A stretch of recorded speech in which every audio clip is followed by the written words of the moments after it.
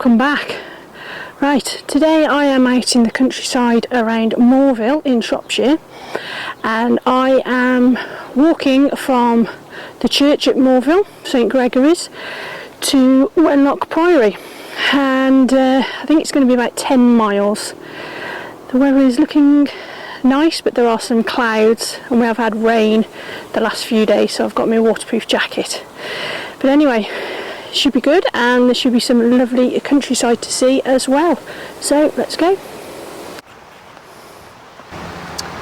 The church of St Gregory's in Morville was built on the former site of Morville Priory by the monks of Shrewsbury Abbey.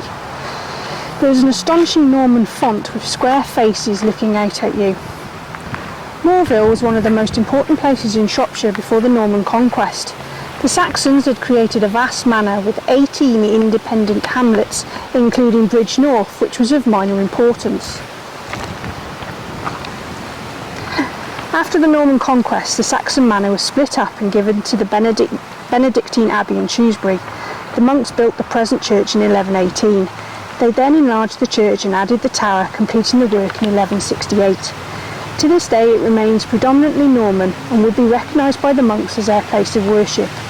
The priory was demolished in 1545, and much of the stone and timber was used to build Morville Hall and a number of local buildings, including the Acton Arms public house.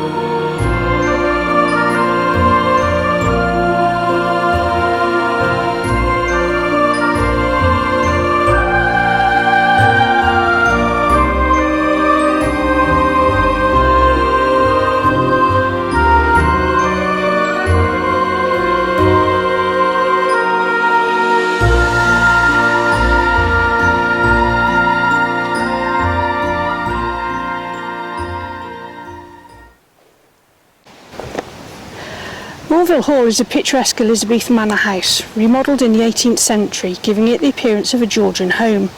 The house is built of grey stone, with a central block and two projecting wings to create a traditional Elizabeth E-plan house.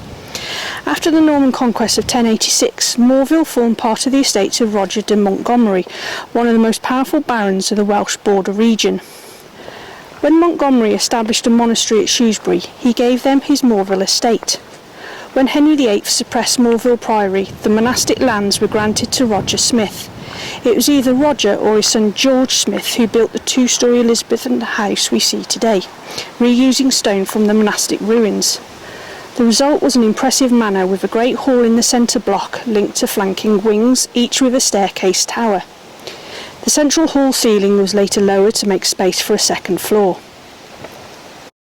When Roger Smith died in 1562, he left the Morville estate to his wife Frances, as his son was still underage. That did not sit well with George, who launched a lengthy legal battle against his mother, hoping to overturn his father's will and get the Morville property for himself. His suit was eventually successful and he became the sole owner of Morville Hall. As for his mother Frances, she married a wealthy suitor who promptly died, so she married again and her third husband died also. As a result, she accumulated great wealth during her lifetime, so she didn't miss Morville Hall. The estate eventually passed to the Weaver family, who remodelled the house several times. In 1748 they brought in the architect William Baker to transform the house with an elegant Georgian facade. The property has belonged to the National Trust since 1965.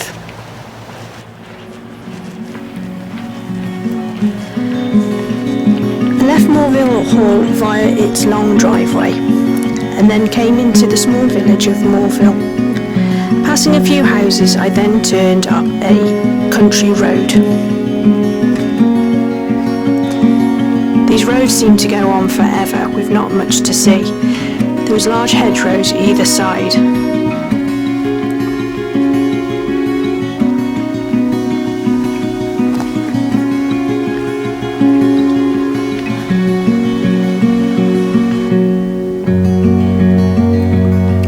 Every now and then I would be afforded with a view looking out towards the countryside. There were ominous grey clouds in the sky, and I could feel the rain starting to come in. I had a couple of short, sharp showers, but not enough to put my coat on. It was still very warm. I then turned off and followed a small track uphill. It was quite a steady climb up, but it did take me to my highest point on the walk, which I was glad about.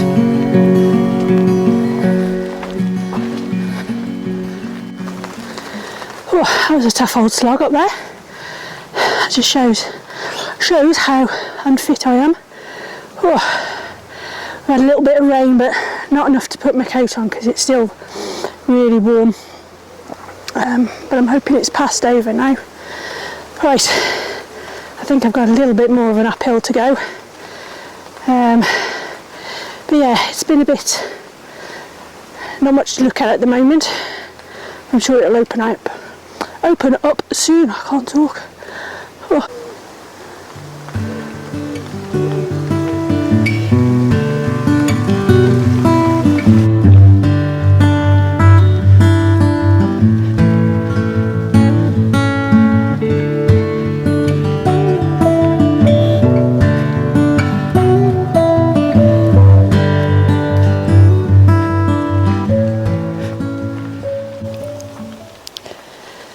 So I've come up from that road there. It's a bit long and mundane at the moment with nothing either side, but I have just been afforded this view here, which is nice. And then I am carrying on along this road up here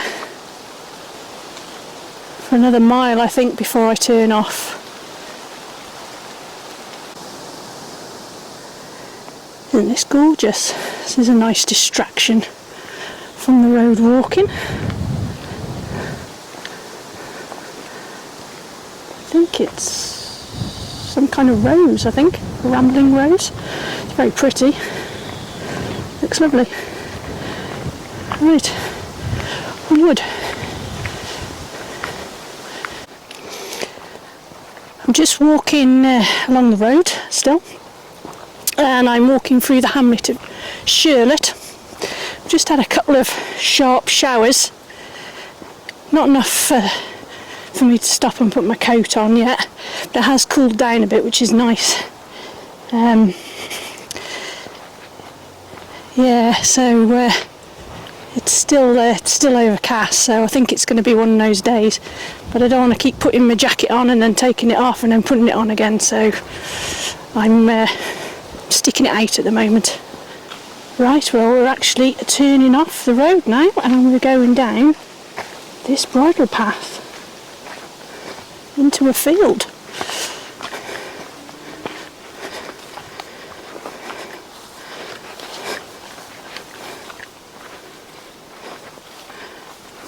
If it's muddy and wet, I'll be complaining, saying I wish I was walking back on the road, won't I?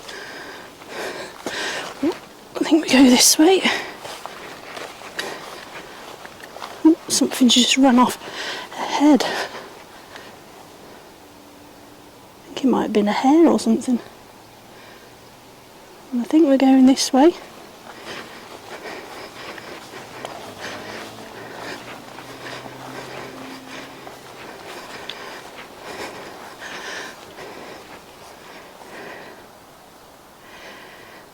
still looking very grey. So my aim now is I'm heading towards Barrow, and Barrow Church, and that's going to be my snack stop. I don't think it's going to be quite halfway, but it's near enough.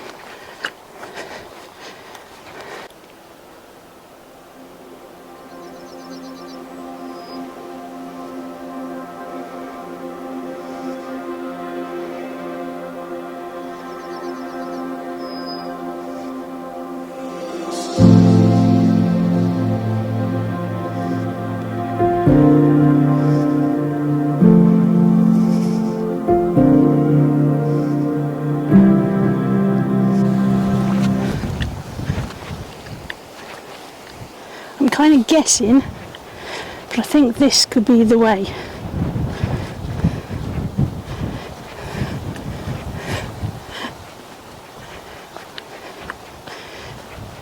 This is what I like.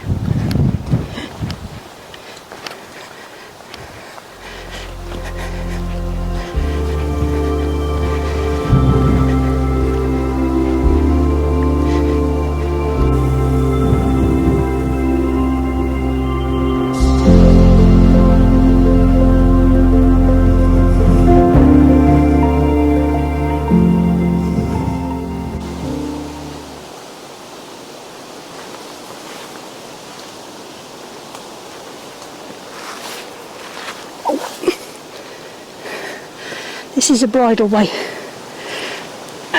and there's nettles, and I've discovered my trousers aren't nettle proof, so I keep getting stung from my trousers, which is not nice.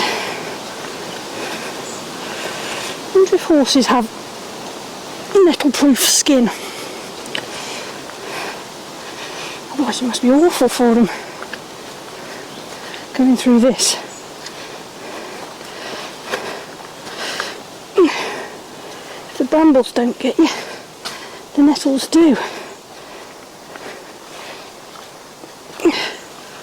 Oh, I think we're nearly through the worst of it. Sorry if my camera work is moving, but I'm trying to dodge the nettles, or at least not get stung on the arm by them. Oh, and we're through.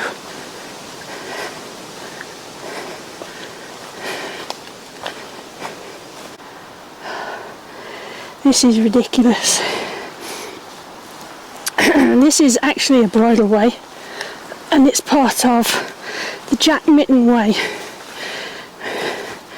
which is a waymarked bridleway that goes throughout Shropshire, but this bit doesn't look like it's being used. Come on, horse riders, this is here for you. Ow. And the more people use it, the less overgrown like this it will be. Oh, so I've battled through all that undergrowth. Oh, so we're here, we're at Barrow. So yeah, it's I think St Giles's Church at Barrow. I'll have a look round, and now I'm going to have a sit down. I think I've earned it. St Giles's Church is in the small hamlet of Barrow and is one of Shropshire's oldest churches. Founded on the estates of one of England's earliest monasteries, Wenlock Abbey, later Priory. Even though it does not occupy the highest point in the parish, it would have been a fair trek uphill for the 8th century inhabitants of the abbey, who used the building as a small stone oratory or cell for solitary prayer. Over 1200 years of history is packed into the fabric and atmosphere of the church. St Giles's is a Grade 1 listed building. The chancel and chancel arch are Saxon, and the oldest parts of this peaceful stone haven the early visitors would largely recognise today. The Normans upgraded it by building a priest door in the chancel, unfortunately cutting into an earlier window to do so. The Victorians also rebuilt the east wall, so it's not entirely Saxon today, but certainly enough for it to be recognised. Nothing is known of the original Saxon nave, but it appeared to be too narrow for the Normans, and they rebuilt it. You can still clearly see by how much. The chancel boasts the oldest window, but there are also 3 original Norman windows in the nave, 1 in the south wall and 2 in the north. Over time, illegitimate children have been baptised, clandestine marriage ceremonies have been performed, and vagrants have been buried. In 1882, the old churchyard was closed. Notable residents include a fox hunter of legend, whipper-in Tom Moody. His burial is also of legend, and today he is surrounded by daffodils in the spring to the right of the church entrance.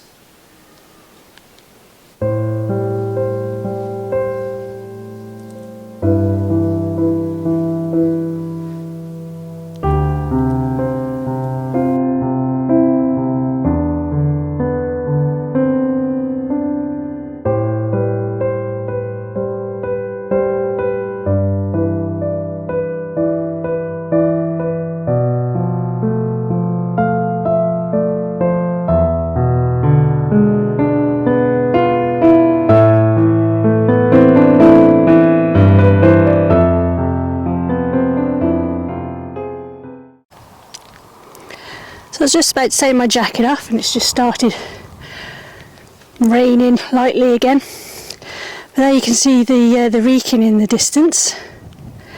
And I'm just walking along this path right down the middle. And it's very strange because I've got 2 different crops either side of me. So this side is wheat, I think. And then this side is, I presume, barley.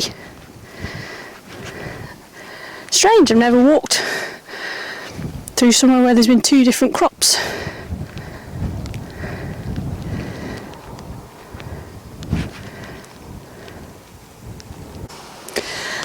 Well, there's a familiar sign. I've been there a couple of times with Benny. Great place. So I'm going to be walking past there. And they've got some fantastic views.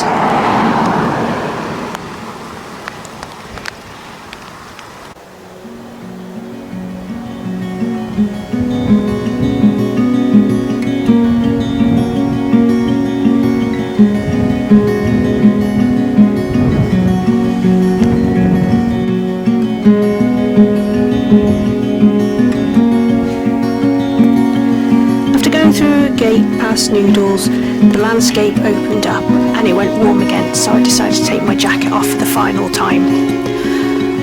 I walked round the edges of some glorious crop fields and then came to an area that I recognised from previous walks. It's funny when you do walks in different areas and things start to suddenly look a bit familiar. So I think those houses up there, the buildings, I think that's the hamlet of Wyke. And this path along here looks familiar. I'm sure along here somewhere I stopped with Benny and we had a little break. We sat down and had a break. And I think we were coming the opposite way. It was a walk I did from Benthall Hall a while back. And I think the end of this brings us out onto a road at Wyke. I could be wrong, but it's starting to look familiar.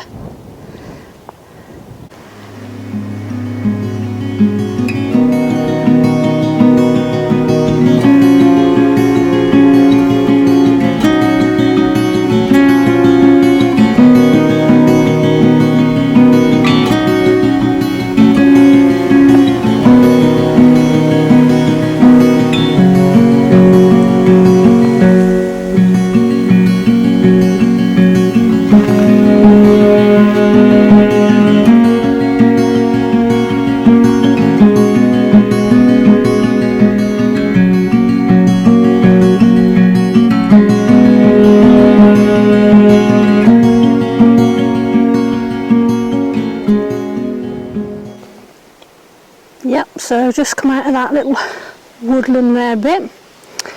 The path was a lot more overgrown than when I came with Benny a few weeks back. And we're now going along this road here, and I think this is now the final stretch to Much Wenlock, probably about another 2.5 miles or so to go. So not too far, and as you can see the sun's come out again, so I did take my jacket off when I was by Noodles. It's just too warm to wear a jacket. Right, not too far now.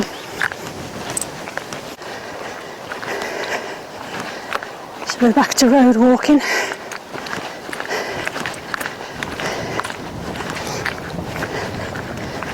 Unfortunately, there's not much to show you, so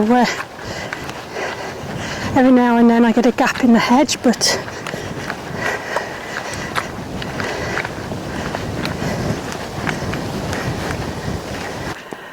well, I think this is the last of the road walking now, so I'm just going to turn left here, opposite this old farm which I have walked past many times.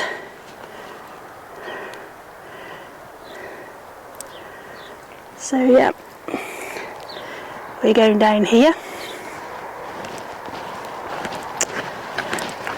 So for the majority of the walk we've been following the Jack Mitten Way, and now we're on the Shropshire Way.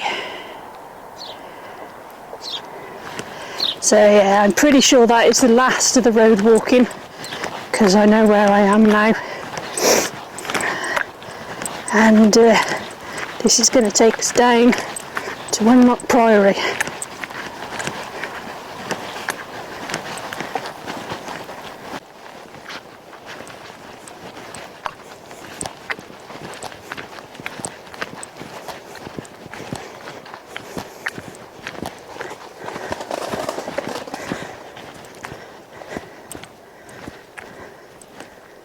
Ooh, first stile.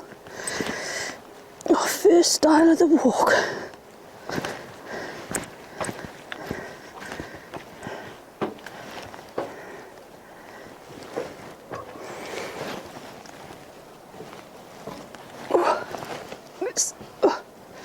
And I'm feeling it.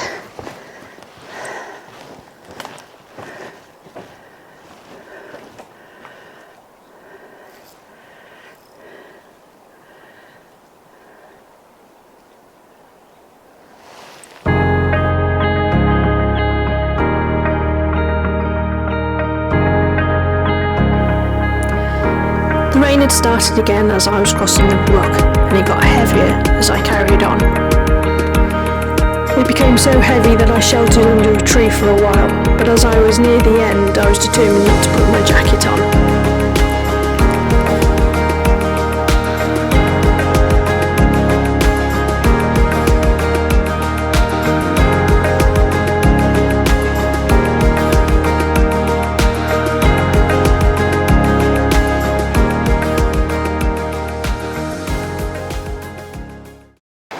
Right, I'm nearly at the end now, nearly at the car park by the Priory. It's been raining again, it's still raining now. I couldn't be bothered to put my jacket on. So, not far now, I'm going to sign out now. Hope you've enjoyed this. Sorry there wasn't that much to see, but there's been quite a fair bit of road walking with hedges either side, so it has been like I've been walking through a tunnel. And then there's a lot of fields I was walking through, and they all look the same after a while. So anyway, this leads me on to my next walk that I'm going to be doing, which is the Abbesses Way, which will be from Much Wenlock Priory to Shrewsbury Abbey, and that will be coming soon. Thanks for watching.